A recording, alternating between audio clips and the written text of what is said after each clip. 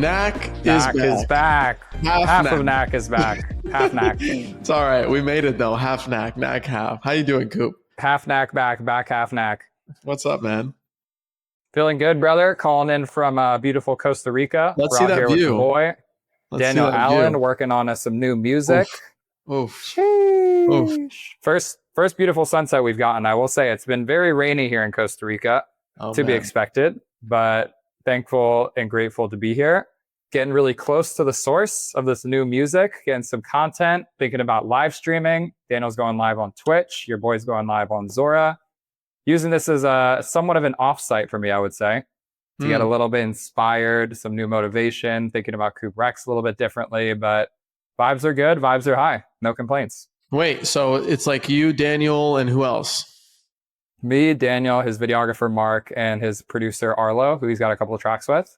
And basically, we got 100 demos, and we're looking to finish a bunch of them and leave this trip with a foundation for a new project. Daniel, I mean, we keep talking about Daniel sporadically on the pod, but Daniel's content game is crazy. Actually crazy. And I kind of want to text Dan and be like, how are you doing it? And for him to teach me something about how to create like quality content. Right. Jeez, that's the setup. I mean, yeah, we're definitely like out here to the max. Wow. You can probably see the sunset as well. So you're telling me it's just him and his videographer, and his videographer does all the editing, the producing? Daniel does a lot of the editing too. I would say that it's very much like a 50-50 process. Wow. Like videographer gets the shot. Daniel looks at the way that it's come together. Videographer will put together a first draft. Daniel will get really in the weeds on editing. Wow. Wow, super cool. And how long have you guys been out there for? We've been here for 3 days now. We got here Monday night, and it's Thursday now, and we're here until next Thursday. Wow. I've been thinking about doing like a little solo offsite, especially ahead of DevCon in Argentina, Buenos Aires in 2 weeks or so. I was thinking of going to Peru. DevConnect. DevConnect. I saw you say Devcon on Twitter, and we must stipulate the difference there. I think to me, and maybe this is not entirely factual with the way I interpret it, Devcon is like a fully produced conference. You have like a major conference center with like a ton of different booths and a main stage and a speaker list and everything like that. I think DevConnect is a little bit more hackery in spirit. And so this isn't like an official DevCon proper where you're going to see some crazy building with a bunch of stuff going on. I think you'll pull up to a venue and there'll be a bunch of people sitting around and hacking and doing cool stuff there, but slightly different framing. Although for all intents and purposes, I'm viewing it as DevCon. I'm sure you're viewing it as DevCon. And I think that's why we're taking the trek all the way down to Argentina. Yeah. I would not be going if it wasn't for Base Batch. Blueprint got into Base Batch 2, and we heard about this on Monday. So I guess I'm still trying to get dialed in with what's the difference. My conference game has been so off too. I know we've like mutually, I don't know, you haven't been to a crypto conference in a while. The last thing that I've been to that was crypto related was in Idaho, that thing that Lucas set up. That wasn't really like a conference. It was more of a get together, but like a formal ETH Global, an ETH conference of sorts. I've strayed away. Yeah. I don't know how you feel about that. I will say I'm definitely being strategic about my time spent at DevConnect. And so we're doing a little Fire Eyes offsite, which should be pretty cool. Nice. And then there is a base event that I'll be DJing at, which I'm pretty excited about. There's a Rave event, which should be pretty fun. I know Refraction's doing a little something down there. And then shout out to Brett for One Confirmation, who's hosting like a consumer founder meetup, basically just gathering of the minds of people building consumer crypto apps. So that should be pretty fun too. Yeah, I'm going to the One Confirmation thing for sure. Sick. What happened in crypto this week? Actually, a bunch of cool stuff. Everyone believes that we've entered a bear market in crypto now. Okay. I don't know if that's been coming across as much on your timeline, but that sentiment has been really pronounced this week. I think it's been reflective in a lot of token prices. And I think there's kind of been a shift in mentality from we're going for all-time highs and going to soar past it to you should think about getting a job because we're entering into another 18-month bear market from here. Yeah. Does that come across in your world or not as much? I definitely feel the heaviness. ETH took a major hit, and that day that ETH took a hit, so did my mentality and my state of mind. Full transparency. So I don't see it as much on the timeline per se as like a traditional bear market. I think it's just a market dip in the greater bull market.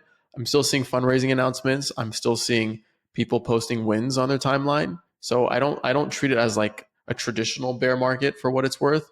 what could also be true that we've discussed on previous episodes, these cycles are becoming shorter with time.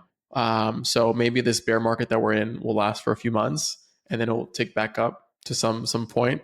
Lucas, who's not here, posted this meme where basically looking back at the price of ETH across different time periods.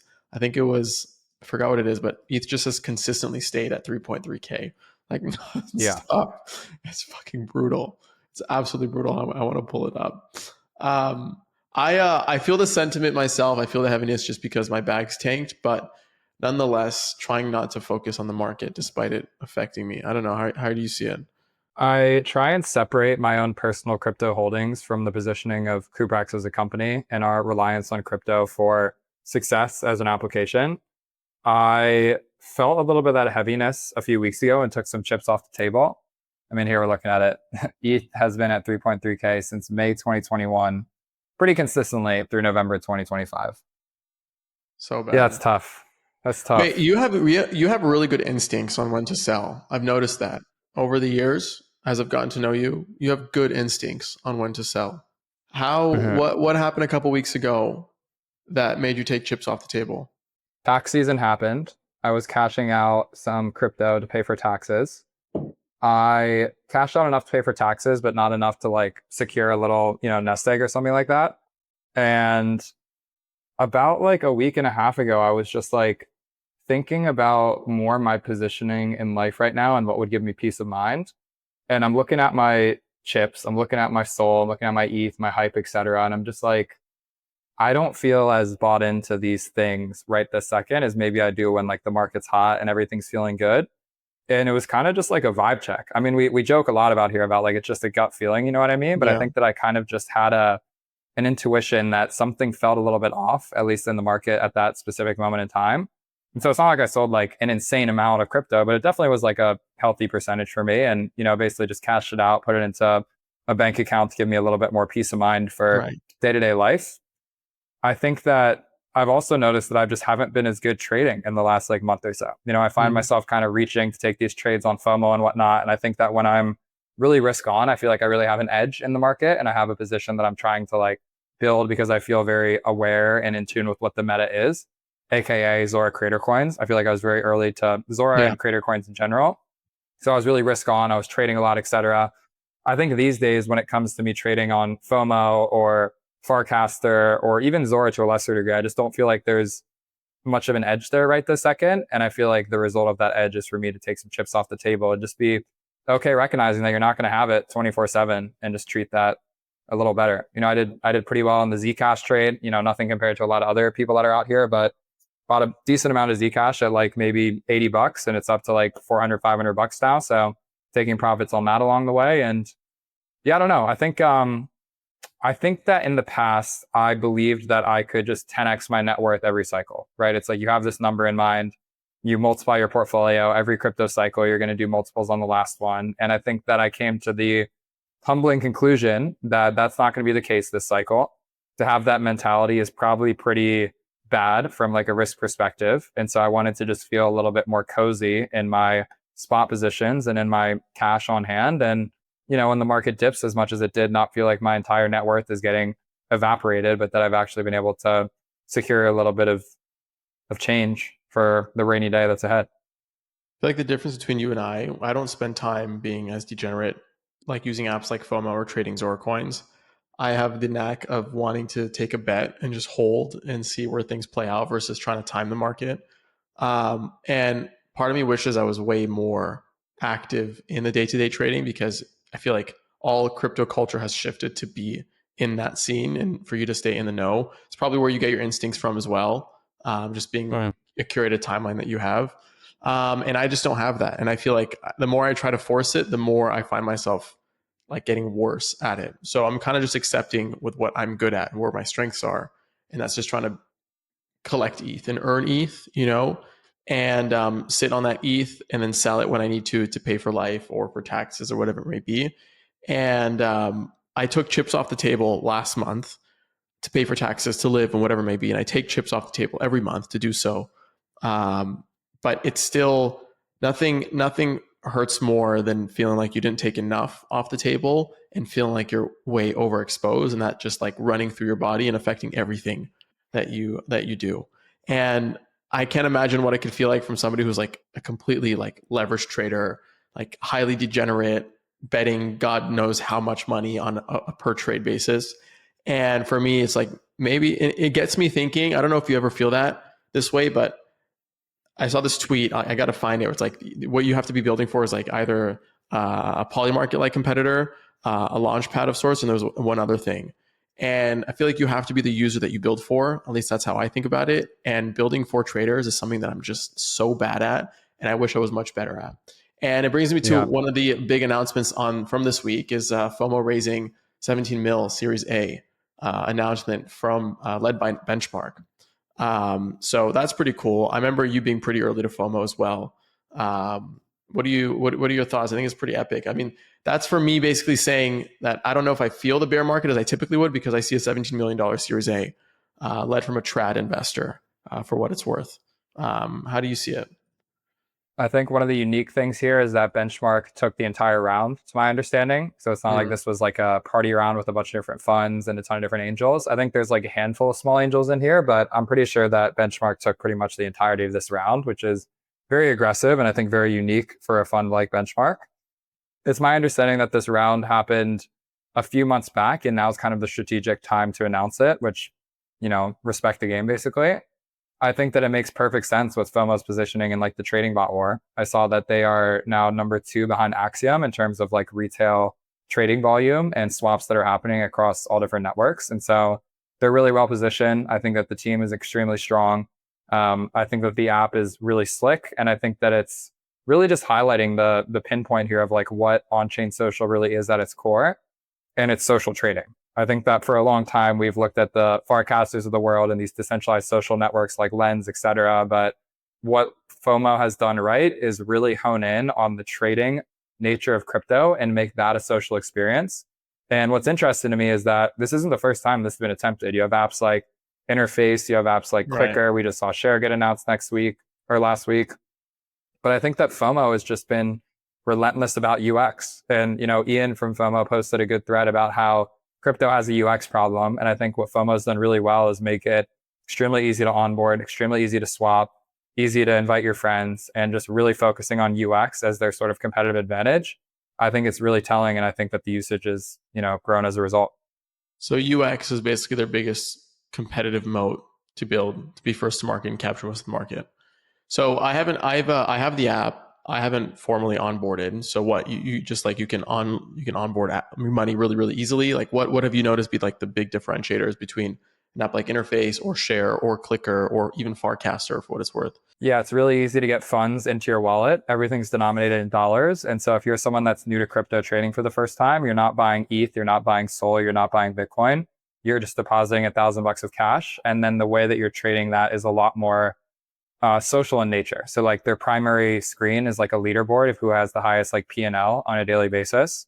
And their go-to-market strategy has been, let me find an account on FOMO that put in $1,000 and made $100,000 and share that across their socials. And I think we've seen time and time again with crypto, this is the blueprint to getting new users, is basically championing this story that I can put in $100. And if I do well, I'm going to 10,000x my money and make 100 grand. Right. And I think seeing those, examples happen and then having an app that communicates that and shows that in a really profound way, I think that's like the core spirit of what the crypto trading app is. And then building around that and making that easy to do, I think is where they've done well for themselves. I think some of the meme this week was seeing the comparison between FOMO and Share, both using the eye emoji. And now with this new announcement, FOMO completely gets rid of the eyes, just leaves the logo mark FOMO. I love that. I really love that. I didn't even notice that. Do you think is that the case? It looks like it. I mean, they don't even have a Twitter. Yeah. I was really surprised by that. Like, FOMO doesn't have a what's Twitter FOMO? account. I know FOMO from the eyes. I don't know FOMO from this new FOMO font, FOMO.family. Right. But I guess they still have it in their Chrome tab, whatever it may be. But yeah, super cool. Let's see what else happened this week. I think the other thing that keeps coming back to my mind is to see what 11 a.m. did this week. Mm-hmm. I want to pull up that tweet. Maybe as I pull it up, talk about it for a second because I can't multitask. So from a high level, 11 a.m. is a crypto podcast that interviews founders and traders specifically on Base and within the Ethereum ecosystem, but more broadly, just like anyone that's doing well within crypto as a whole. It's by the founders of Seed Club, so Jess Sloss and Josh Cornelius, and they've been doing this 11 a.m. show for the better half of 6 to 8 months at this point here. And what's really interesting about this announcement is that they basically started to enact a trading strategy that allows them to participate in all of the coins of anyone who comes onto the show. And so I believe the inspiration of this is I saw that there was like a counterparty TV, so Thread Guy stream, basically did like a thread folio breakdown, which took a look at if you would have bought in the coin at the time that all of these founders came on the podcast, how much would your portfolio be up? And I saw that there was a very similar format here where 11 a.m. is basically just trying to say, we are bringing on the best and brightest guests. If you're someone that's highly active in crypto and you're looking for edge, watch our podcast and you'll be able to find tokens early. And this now basically ties in all of the success of these tokens to their creator coin on Zora. And so I don't know if you want to kind of go through the 1, 2, 3, 4 here and give it a breakdown. Yeah, so the 1, 2, 3, 4 is how it works. 100% of the fees generated from 11 a.m. trading are now allocated to their buying strategy, their OTC buying strategy. I assume it's OTC, right? It's not like backdoor deals of sorts. Okay. The tokens of guests are bought on the morning of their show. Okay, there you go. At a dynamic amount based on recent trading volume. TP limit orders are automatically set to 50% at 2x, 25% at 5x, and the remaining 25% at 10x. The returns from all sales automatically market buy and burn 11 a.m. It's a cool flywheel where now it keeps people engaged because you have an automatic buy pressure that comes from a show that already has some like starting to build distribution. And the bet is that if they're buying and everybody else is going to buy, it's going to help pump the token and get people basically for ads. So it's really cool. It's like really, really cool. A really interesting way to align incentives through media with viewers that I haven't seen before. I think this is like the first time I'm seeing like a fun, innovative model for the trading world when it comes to media outside of what we've been doing. For example, incentivizing people to collect content as an example. It's like still leveraging incentives and behaviors to get people to do what you want when you want them and do it in a way where everybody wins by doing so, or at least everybody, whoever, sells in time for what it's worth. I love this. I thought this was really innovative. So shout out Seed Club for coming up with this. Did they come up with this? Did they get inspired from somebody else? Do you know? I think it was a combination of like the punk strategy narrative that happened a while ago, the thread portfolio that was happening a bit ago. And then I saw that there was like this new account that came out of stealth that was like Zora Treasury, basically. And if you go to the quote retweet on 11 a.m., you might be able to find it. But they were like, we're excited to back, 11 a.m. in this regard. So my guess would be that they were somewhat involved in like the strategy and planning of this to some degree. Yeah, makes sense. Makes sense. There's also like random Zora account that I guess maybe this is I don't know if it's actually a Zora account or maybe this is the account you're talking about. This one. Oh, that's Zarka? the one. Yeah. Yeah, that's the one. Okay. Yep. We're aligned. Just a complete whale menace to our timeline. Absolute whale. Like genuinely. I mean, this definitely ties into like a cast or a tweet that I put out the other day, which was like, I think that creator coins are an interesting position here because they're somewhat differentiated from like other coins in the market in terms of like the perspective of how they're engaging with the space. I think that, this 11 a.m. strategy is unique because they're bringing on like crypto founders and buying their tokens. But I just feel like we're in this interesting pocket now where like if a creator's only expectation is to post content, that's actually pretty pervasive activity that can happen throughout a bear market. And so I've been going a lot harder on my own Zora live stream here, really trying to like get ahead of the curve on that front, finding engaging ways to just like reward the chat and get people to show up to the stream. And it feels different to me in the sense that like there's not an expectation of me trying to put you on to the next 100x meme coin for my brand to be consistent. And I think that's like a very positive reframing from a lot of these past iteration of social tokens, where I think the expectation was that you would constantly deliver alpha or utility, as opposed to now it's like, I'm just making good content and you're betting on me getting more popular as a creator. Right. But where do the content coins fall into this narrative? They seem to not have any value of any sort into any of the strategies that 11 a.m. is deploying, despite how many pieces of content they published and coined on Zora. I never see any more like commentary of content coins on my timeline other than maybe from Jesse of them trying to coin posts to the base app, which we've been Yep. actively experimenting with, which I can share some really fun insights in doing so. But all the content coin meta and how all that volume being driven, to create like this super cycle flywheel within your microeconomy, it seems to have kind of disappeared a little bit. And maybe for a better reason, maybe because the real PMF is the profile coin, is the betting on the creator itself and speculating on one coin versus diluting liquidity across a number of coins.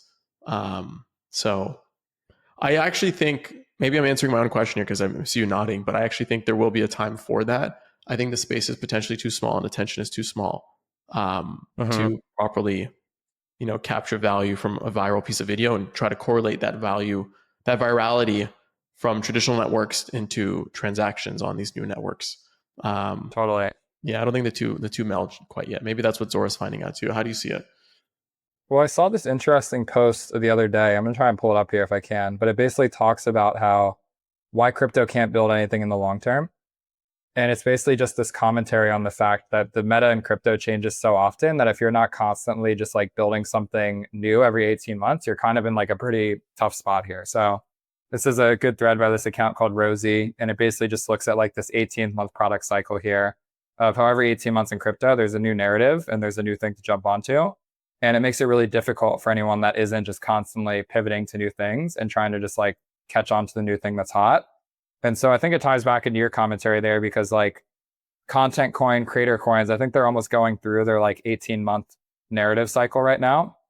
And I think the reality is that like a lot of the stuff that was in early on when the cycle was hot and when memes were hot and when, scene coins were in and there was all these like rapid clankers that were launching and stuff like that.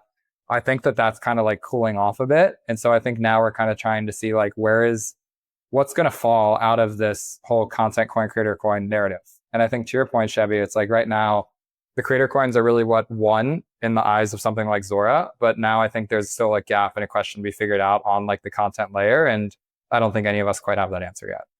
I'll tell you what I'm learning is that working with trad creators in cohort 3, they don't care about market cap. Like they don't see market cap as a signal of their success per se just yet. And I saw Jesse or somebody from 11 a.m. tweet this, like they've made like 18K off trading volume so far in fees. And in my mind, I'm like, that's not a lot. Like that's not a lot of money for a coin that has a market cap of 2.5 mil, whatever it was at the other day. And creators don't see that as like a viable way to build something of substance around them. They see it maybe as another tool, but the challenge is trying to get them, like I'm realizing that like they don't care. Like they don't care about market cap. Like they see this number, they don't fully understand it despite hosting an entire week dedicated to trying to teach them about it.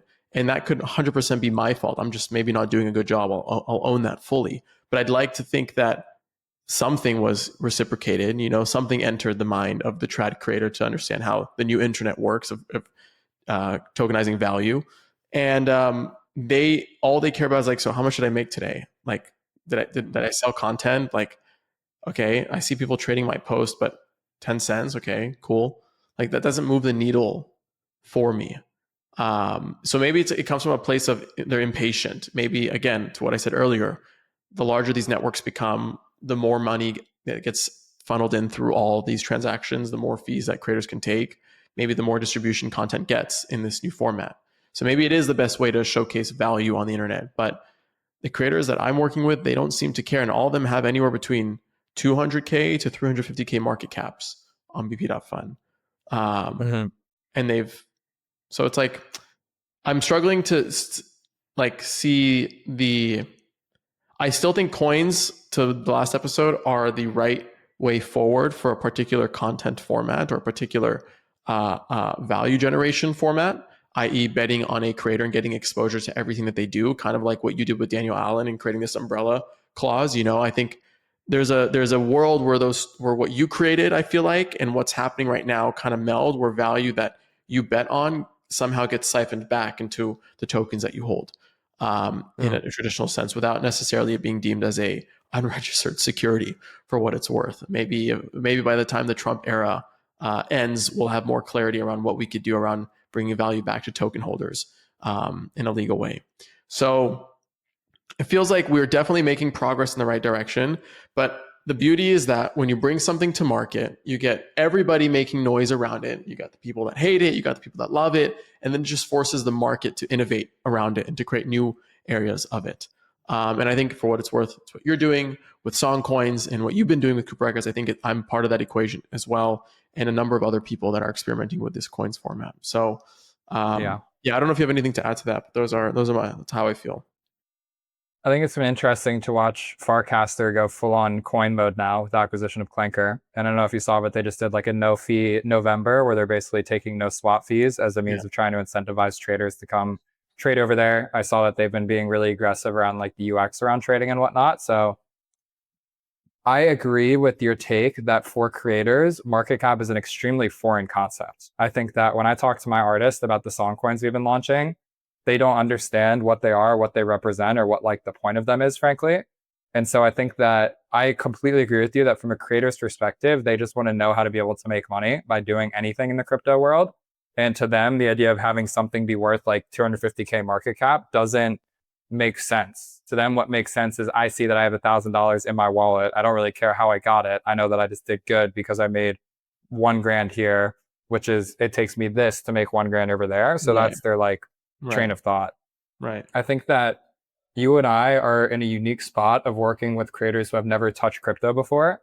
And so as we try and understand their motivation, it's conflicting with all of the behaviors that exist from crypto native traders, users, degenerates today. And so it's kind of this constant push and pull of like, creators who are new to the space want this thing.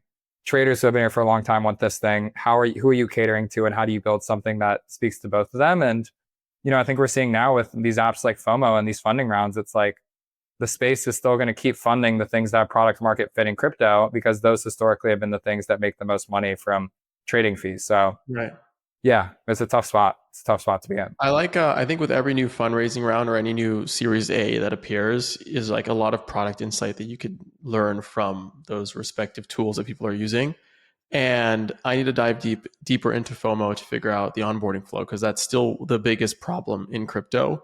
One of the biggest killers of getting somebody to onboard via your app is requiring them to either have an existing Coinbase or SEX, like a centralized exchange account, and or if not that, to onboard via a Stripe integration where they have to put in their social security number, and then why the fuck does this app want to take my social security? Like we grew up learning not to give your social out, especially to a new app that's asking you to buy something. So the entire onboarding experience is just broken. So it seems as if maybe they cracked the code. And also, we've been thinking about switching to USDC completely, like USD payments on the app. That's what we're actually doing right now too. Yeah, and I think that might be the move, especially as we try to onboard normie audiences and broaden up the pie. Well, I definitely go back and forth on this, but basically internally what I've said to our team is, for all intents and purposes, screw the crypto trader. Like for right now, at least, it's like we're at a point in time where if we don't have real users and real people that are using this product because they love the merit of what it stands on in the absence of crypto, then we have no edge and no distribution. And so refactoring the entire mobile app to be USD based. But crypto gives you your edge. Crypto gives you your initial liquidity to entice these people to join. So you can't just dismiss these folks completely.